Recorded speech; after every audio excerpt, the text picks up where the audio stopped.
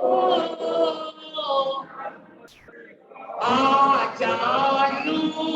को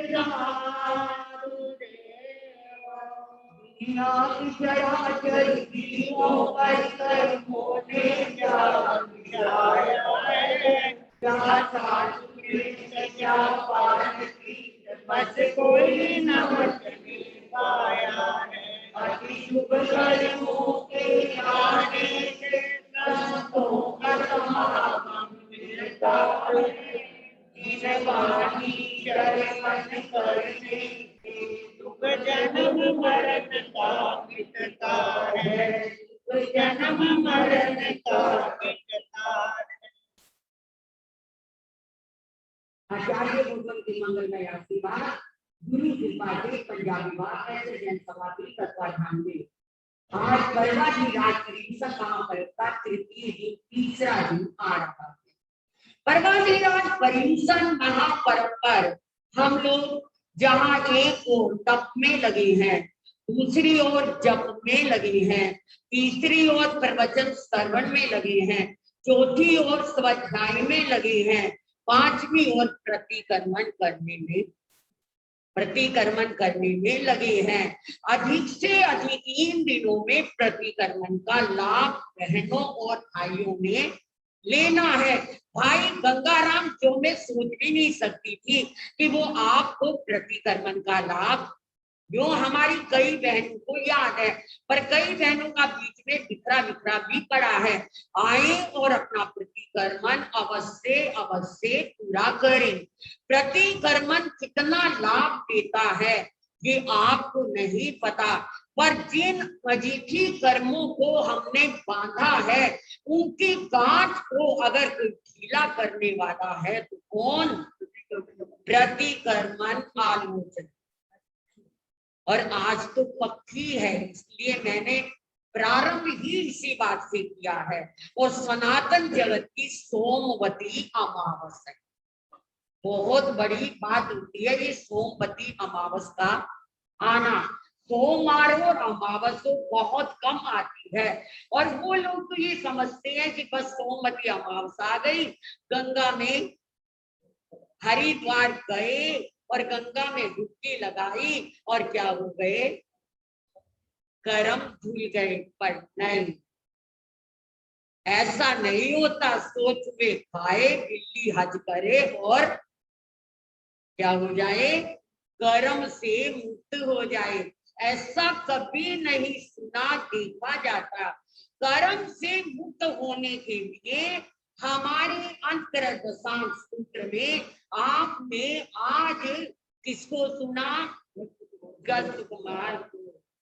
सरलता भी होनी जरूरी है, पावनता भी होनी जरूरी है, क्रोध मान माया लोभ का कम होना भी जरूरी है, धैर्य का होना भी जरूरी है, समभाव का होना भी जरूरी है, और सरलता का होना भी जरूरी है। जरूरी है। और राग द्वेष को खत्म करना भी क्योंकि रागाय दोषाय कम में बीजम, ये कर्म के बीज हैं राग और द्वेष। अब आप जब हम विभाव अवस्था में होते हैं, बैठ जाओ भाई, जब हम विभाव अवस्था में होते हैं तो कर्म का, अब ध्यान देना उधर मत सोचो, जब हम विभाव अवस्था में होते हैं तो कर्म का बंद होता है। सब सुनना ध्यान से, बड़े ध्यान से। कल तो गड़बड़ हो गई थी, पर आज एक एक बात आपको जैन संस्कृति की सुनाना भी चाहूंगी और समझाना भी चाहूंगी। जब हमारी विभाव अवस्था होती है तो कर्म का बंद होता है। विभाव का मतलब जब हम संभाव में नहीं होते, और जब हमारी संभाव अवस्था होती है तो कर्म बंद नहीं होता। जो सामायिक है, मोटे शब्दों में जो सामायिक है वो संभाव अवस्था है। जो सामायिक है वो संभाव अवस्था में। क्यों कह रही हूँ? क्योंकि अगर आप में राग नहीं, द्वेष नहीं, क्रोध नहीं, मान नहीं, माया नहीं, लोभ नहीं, किसी के प्रति राग नहीं, द्वेष नहीं, तो आप कौन सी अवस्था है? संभाव है। और संभाव अवस्था में कभी भी कर्म बंद नहीं होता। एक बात और ध्यान से सुनना, हमारी संस्कृति की दूसरी बात जो हमारे भगवान ने, हमारे आचार्यों ने दी, स्वरूप की दृष्टि से। एक होता है रूप और एक होता है स्वरूप। रूप हमारे शरीर का होता है और स्वरूप हमारी आत्मा का होता है। समझ रहे हो? रूप हमारे काला है, गोरा है, कोमल है, कठोर है, ये आंखें मोटी है, नाक तीखा है, होठ कैसे है, चाल, ये सब हमारा क्या है? रूप है। ये रूप है। और स्वरूप हमारी क्या है? आत्मा है। रूप तो क्या होने वाला है? नष्ट होने व गलना, सड़ना, विध्वंस होना।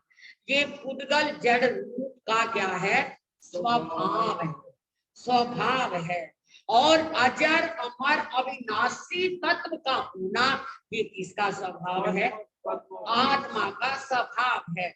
और जैन संस्कृति आत्मा की संस्कृति है, स्वरूप की संस्कृति है, रूप की संस्कृति नहीं। यहाँ स्वरूप की पूजा होती है, रूप की पूजा नहीं। अगर आप रूप की पूजा करते हो आप जैन नहीं, अगर आप स्वरूप की पूजा करते हो तो आप जैन हो। और रूप की पूजा के आज ज्यादा पुजारी हैं, रूप की पूजा के। क्योंकि कभी भी बेटे के लिए जब लड़की देखने आते हो तो सबसे पहले क्या देखते हो? क्या देखते हो? चाहे कल को आपके बर्तन ही आकर अलग हो,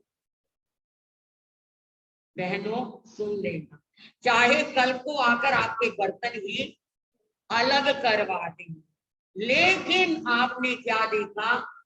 और आज तो पूछो मत भैया, नाचना भी आता है क्या, गाना भी आता है क्या, ये क्या है, बाहर भी जाती है क्या, इसको सब चीज मांगते हो। पढ़ी भी है, लिखी भी है, किचन भी संभालती है क्या, रसोई भी बनाती है क्या, और क्या इंग्लिश में टॉक भी कर लेती है क्या, पता नहीं क्या क्या पूछते हो। पर कोई होगा जो ये पूछता होगा भाई समाज भी करती है या नहीं, भक्ताम्र भी आता है या नहीं, गुरु दर्शन भी करती है या नहीं, संस्कारी है या नहीं। ये बात तो हम बहुत कम। गई थी पंजाब में कुछ बहनें एक लड़की को देखने के लिए, एक आध सहेली की। अब सहेली पहले रहती है और भनेली, सहेली पहले और भनेली, भनेली तो समझ गए होंगे ना, बहन बेटी, बहन भांजी। तो अब क्या है, वो गई, देखा और देख करके ठीक है भाई लड़की ठीक है भाई, चलो बात हो गई, ये होगी, और क्या है देना लेना शुरू हो गया। अब लड़की वाले सोचते हैं अभी सास को भी ज्यादा देना, ससुर को भी देना, दामाद को भी देना, बाकी देवरानी जिठानी बहन भांजियां उनको उनको ठीक ठीक देना, और फिर बाद में कोई सहेली पहेली आई है तो उसको, अब उसकी एक बहुत मुंह बोली सहेली थी, अब क्या है, सास को तो बहुत बहुत अच्छी मिली सिल्ली ये वो दिया, लेकिन जो उसकी बनेली थी, यानी सहेली, बनेली नहीं सहेली थी, उसको सोचा कि चलो 1100 रुपए 500 रुपए। अब वो सास कहने लगी, सहेली अपनी सहेली से कहने लगी, होने वाली सास बनेली से नहीं सहेली से, बहन ठीक तो है ना, मैं तो घबरा जाती हूँ, मैं तो थोड़ा नर्वस हो जाती, तू बता जरा लड़की कोई कमी तो नहीं नजर आ रही, चला के देख लो, चला के भी देख लो जरा, बुला के भी देख लो जरा, कोई बोली बोली में पुतलापन तो नहीं, चला के भी देख लो।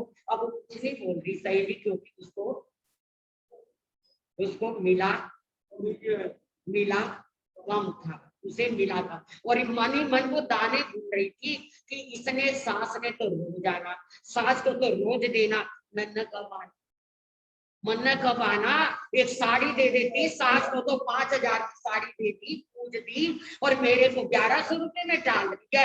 हमारे तो 1100 रुपए कोना ने, हमारे तो सफाई करने वाले नौकर चाकरने वाले क्या समझ रही है अपने आप को, ये क्या है यहाँ वाले लड़की वाले क्या समझ। अब सहेली कहती, बोल बहन जल्दी बोल, लड़की कैसी लगी, बोलती क्यों नहीं, क्या कहा, ठीक बहन ऐसा क्यों बोली, तू ये जब ये कह रही तो और सब लोग मुझे जाकर क्या कहेंगे कि आपने लल्लू पल्लू बल्लू की बहू क्या लेकर आई, मुझे क्या कहेंगे लोग, बता जल्दी से। ठीक है ना, ठीक है, ये क्या बात कर, ये क्या बात करती, बता ना अच्छे से बता। कहने लगी बाकी तो ठीक है, रंग भी ठीक है, कद भी ठीक है, और क्या है, बाकी पर्सनैलिटी भी थोड़ा थोड़ा है ना, नाक लड़की का नाक थोड़ा सा नाक मोटा है, अब वो पतला कहाँ से करे, और चीजें तो दुनिया में ठीक हो जाएगी, नाक तो मोटा पतला, आप तो क्या है जैसी है।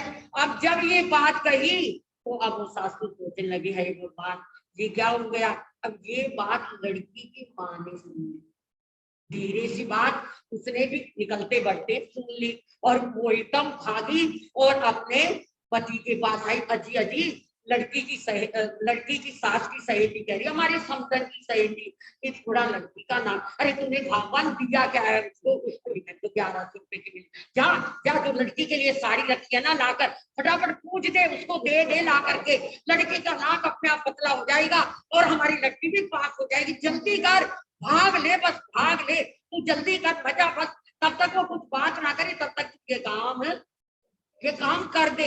अब क्या फुर्ती से भागी लड़की की माँ, और जो लड़की के लिए साड़ी बहुत प्यारी सी पसंद करके लाई थी, अब वो लेकर के आई, बहन जी मैंने आपको कुछ दे दिया कि नहीं, बहन जी मैं थोड़ी भुलक्कड़ हूँ, मुझे तो ये उन्हीं के पापा रोज लड़ते रहते हैं कि कभी तुझे पागल खाने में ना बंद करवाना पड़े, देख जरा देख कुछ दिया या नहीं दिया, अरे उसको समदन ने तो रोज रोज आना, समदन की सहेली ने कब आना, भला उसको तो जाके पूछ ले देख आई कि नहीं, बहन जी मैं दे के गई थी, बहन जी माफ करना, बहन जी मैं कुछ दे के आई, बहन जी मैंने तो साड़ी रखी हुई आपके लिए, मैंने तो बहुत बढ़िया साड़ी रखी है बहन जी, पता नहीं आपको कैसे पसंद आए खाए, पर मेरे को अच्छी लगी, आपने कब आना मेरे घर, बहन जी ये साड़ी, बहन जी ये साड़ी पकड़ो, नहीं अरे तूने तो दे दिया मुझे, इतना दे दिया इतना दे दिया, वो इतने रुपए कोई कम होते हैं, बहन जी ये लिफाफा दे तो दिया है, फूल थोड़ा ही, नहीं लिफाफा अपनी जगह है, साड़ी लिफाफा तो काम आ जाता है, साड़ी तो पहने की, ये क्या देगी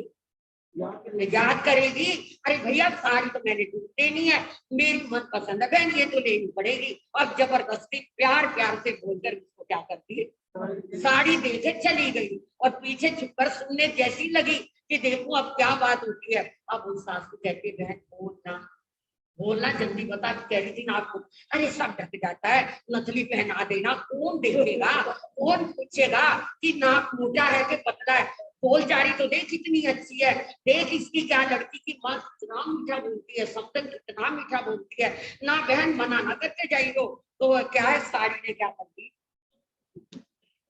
साड़ी ने क्या कर दी, नाक पतली भी कर दी और ऐसा ही करती। हम रूप के पुजारी, आप किसके पुजारी हैं? ये तो बीच में मनोरंजन के लिए 1 मिनट मैंने बात सुना दी, पर आजकल तो हमारे पर्यूषण के दिन है, पर्वाधिराज के दिन है, और हम बात कर रहे थे स्वरूप की। स्वरूप कभी मरता नहीं, स्वरूप कभी गलता नहीं, स्वरूप कभी नष्ट होता नहीं, और स्वरूप हमेशा स्वरूप रहता है। ये अजर है, अमर है, अविनाशी, और कर्म जड़ है, उद्गल है। पर किसके कारण? कर्म के कारण स्वरूप ने अपने रूप को क्या कर दिया है? खो दिया, खो दिया। क्यों खो दिया? कभी नरक में जा रहे हैं, कभी त्रियंच में जा रहे हैं, कभी मनुष्य में आ रहे हैं, और कभी कीड़ी बन रहे, कभी मकोड़ा बन रहे, कभी कुत्ता बन रहे, कभी बिल्ली बन रहे। हम ये सब बन कर आए हैं, तो स्वरूप के हमें दर्शन ही नहीं हो पाते। जबकि 4 गति 84 लाख जीवा योनि में स्वरूप में कोई अंतर, आत्मा में कोई अंतर नहीं। अंतर किसका है? कर्म का, कर्म का अंतर है, और वो कर्म ही स्वरूप को क्या कर रहे हैं? भटका रहे हैं, बदला रहे हैं। और 1-2 नहीं, कर्म कितने हैं? 8 हैं, और वो 8 कर्म आत्मा के साथ अनादिकाल से लगे हैं, और ये आत्मा के साथ इन कर्मों का कब बंद हुआ इसका कोई पता नहीं। पर ये पता है कि आत्मा कभी बंद नहीं, सुन रहे हो? आत्मा कभी बंद नहीं हुई। अगर बंद होती तो उसमें चली जाती। एक सिद्ध ही ऐसे हैं जिनकी आत्मा पे कोई कर्म नहीं, कोई कर्म नहीं। आत्मा परमात्मा में कर्म का ही भेद है। जब तोड़ देंगे कर्म को, ना भेद है ना भेद है, फिर कोई भेद नहीं है। और वो कर्म 8, वो कर्म कितने हैं? 8 है। और इस पूरे संसार में, पूरे विश्व में कर्म उद्गल भरे पड़े, कर्म वर्गना के उद्गल भरे पड़े हैं। कोई जगह खाली नहीं, ठस भरे हैं। ना वो हमें कुछ कह रहे, यानी स्वरूप को कुछ कह रहे, और ना हम उनको पर निमंत्रण देने वाले हम उन कर्मों को बुलाने वाले हम हैं। वो तो तैयार बैठे, 8 के 8 कर्म, पूरे कर्म वर्गना के उद्गल ठस भरे हैं, अच्छे भी और बुरे भी, सुख वाले भी और दुख वाले भी। अगर हमारे मन में राग है, द्वेष है, तो दुख वाले उद्गल झट से हमारे स्वरूप के साथ, आत्मा के साथ आकर क्या हो जाते हैं? चिपक जाते हैं। पर अंतर है, सोच लेना, हमारे अध्यवसाय जैसे होंगे, अगर हमारे अध्यवसाय क्या होंगे? बहुत तेज होंगे, तो कर्म निकाचित बन जाए। अगर हमारे अध्यवसाय समझ गए? भाव। अगर हमारे भाव हल्के होंगे, कर्म हल्के बनेंगे, और अगर तेज होंगे, तेज बनेंगे। और हमारे भाव यदि साधारण होंगे, साधारण बनेंगे। और अगर हमारे भाव एकदम चिकने होंगे, तो निकाचित बन जाएंगे।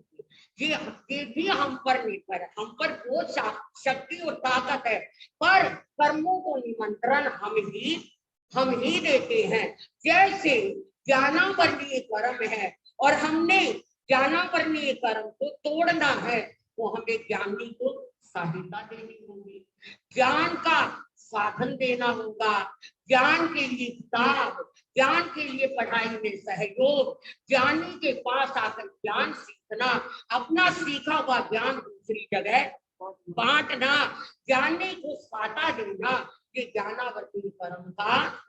और हर वक्त तो किताब ही पकड़े रहता, छोड़ इस किताब को, कई कई लोग हमारे पास आ जाते हैं, जैसे हम लोग अपना स्वाध्याय कर रहे होंगे ना, किताब खींचेंगे, हमारा सारा दिन यही काम रहता है, छोड़ो ना इस किताब को, 2 मिनट हमसे क्या कर लो, क्या कर दिया, आए कर्म टूटने की जगह और बंध गए कर्म। ये जाना, मगर इन भाव में बंधे, प्रबल भाव में बंधे, या साधारण भाव में बंधे, या हल्के भाव में बंधे, या चिकने भाव में, ये तो सब देखना, ये हमने देखना है।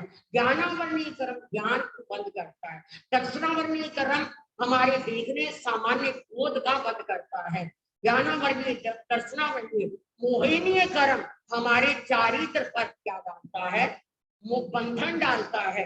वेदनीय कर्म सुख और दुख का कारण बनता है। अंतराय कर्म देते हुए किसी के अच्छा काम करते हुए बीच में रुकावट डालना, अंतराय कर्म में आयु नाम सूत्र को चलते हैं। और क्या है, ये कर्म जो है घाती 8, अघाती ना, घाती 4, अघाती 4, तो कुल 8 है। अब ये कर्म परगना है, मैं नहीं चाह रही आपका ध्यान अपने काम में जाए। कर्म परगना कैसे कैसे हमें आकर गिरती है। आपने अभी आपने कितने प्यार से सुकुमार सुकुमार के जीवन को सुना, कैसे क्यों साधु जीवन के मुनि घर में रहकर राजकुमार और क्या सुकुमार सैया पर पले, पर क्यों छोड़ देते थे, क्योंकि सर्व कर्म विमुक्त हम केवल साधु ही हो सकते हैं अगर चाहिए। अगर हमें भी राग द्वेष भरा है, क्रोध मान माया मोह भरा है, लालच भरा है, ये खाने का भरा, पीने का ये भरा है, तो हम भी क्या करें, आप बल्कि हल्के हो और हम आपकी रोटियां खाकर भारी बन रही है। इसलिए हम आप चाह कर भी सारे कर्मों से मुक्त नहीं हो सकते, नहीं हो सकते, हल्के हो सकते हो, प्रतिकर्मा समाय, लेकिन पूरा विमुक्त नहीं हो सकते। एक साधु जीवन ही है जो पूरी तरह क्या होता है, कर्मों से मुक्त होता है, पहली बात। दूसरी बात, केवल ज्ञान पाने वाला साधु जीवन है। तीसरी बात, मोक्ष जाने वाला भी साधु जीवन है। भ्रष्ट से कभी कोई मोक्ष में, आप कहोगे मोरा देवी माता, मरु देवी माता, उसने तो अपने कर्म इतने पहले पहले तपस्या करके इतने तोड़ लिए थे, इतने तोड़ लिए थे कि उसका तो एक तिनका मात्र रह गया था, इतना सा तिनका, और वो भी इतना सादा वेदनीय कर्म उसने बांध लिया था, सादा वेदनीय कर्म। और एक बात और बता, सादा वेदनीय के 2 कारण है, एक क्या है, सुख और दुख का हेतु, और सादा वेदनी और दूसरा असाता वेदनी। असाता वेदनी कर्म तो आपका छूट जाता है, किसके द्वारा, समाज के द्वारा, व्रत के द्वारा, नियम के द्वारा, पचकान के द्वारा। लेकिन जो साता वेदनी कर्म है उसे तो भोगना ही पड़ता, मोक्ष नहीं मिलता जब तक हम साता वेदनी कर्म को भोग नहीं लेते। और इसीलिए, और कोई कारण नहीं, इसीलिए कई संत, इसीलिए उदय मुनि जी महाराज आपको एक बात कहते कि पुण्य भी ना करो। क्या कहते हैं, पुण्य भी मत करो, क्योंकि अगर पुण्य बांध लोगे तो पुण्य आपका हटेगा नहीं, किसी भी कीमत पे नहीं हटेगा। उसके लिए आपको जन्म लेना पड़ेगा और पुण्य को अच्छे में भोगोगे, सुख में भोगोगे, पर क्या करना पड़ेगा, भोगना पड़ेगा, जन्म मरण करना पड़ेगा। इसलिए कई साधु संत कह देते हैं, पर तीर्थंकर गोत्र क्या, साधु जीवन क्या, अच्छा अमीर क्या, अच्छा स्वास्थ्य क्या, ये सब किससे मिलता है, पुण्य से ही मिलता है। ये सब किससे मिलता है, पुण्य से ही मिलता है। तो इसलिए हमारे आचार्यों ने पुण्य नो पुण्य बांधने की बात करी। नो पुण्यों में दान भी करो, पुण्य भी करो, क्या है, किसी को वस्त्र भी दो, वंदना नमस्कार भी करो, कथा भी सुनो, सब पुण्य करो, स्थानक बनाओ और स्थानक के सब सामान इकट्ठा करो, ये सब क्या है, बात बहुत लंबी है, पर घड़ी इतनी जल्दी भाग रही और मेरी एक आंख घड़ी पे और एक आंख आप पर लगी है। और बात ये हमारी संस्कृति की है, क्योंकि जैन संस्कृति कर्म संस्कृति। इस बात को पूरा बांध लेना, गांठ पूरी पक्की गांठ बांध लेना, हम कर्म के पुजारी हैं, कर्म की। और कर्म जब तक हमारे साथ है, हमारा जन्म और मरण है। और कर्म छूट गए, ना जन्म है तो ना, तो भाई दलाली कर लेना, जाप की, प्रतिकर्मन की, व्रत की। आ रही है ना आपकी संवत्सरी, संवत्सरी आ रही है आपकी, आप चमचरी बोलते हैं ना, लेकिन संवत्सरी आ रही है। परवाधिराज हमें याद दिला रहे हैं, 8 दिनों में 8 कर्मों को हमने हल्का, कोशिश तोड़ने की है, नहीं तो हल्का करना है।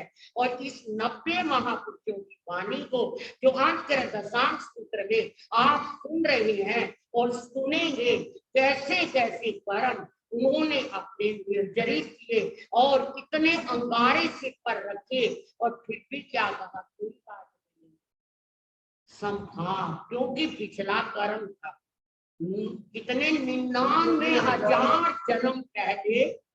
और हर कर्म की अपनी अपनी स्थिति है, अगर नया ना बांधे तो हर कर्म की अपनी अपनी स्थिति है।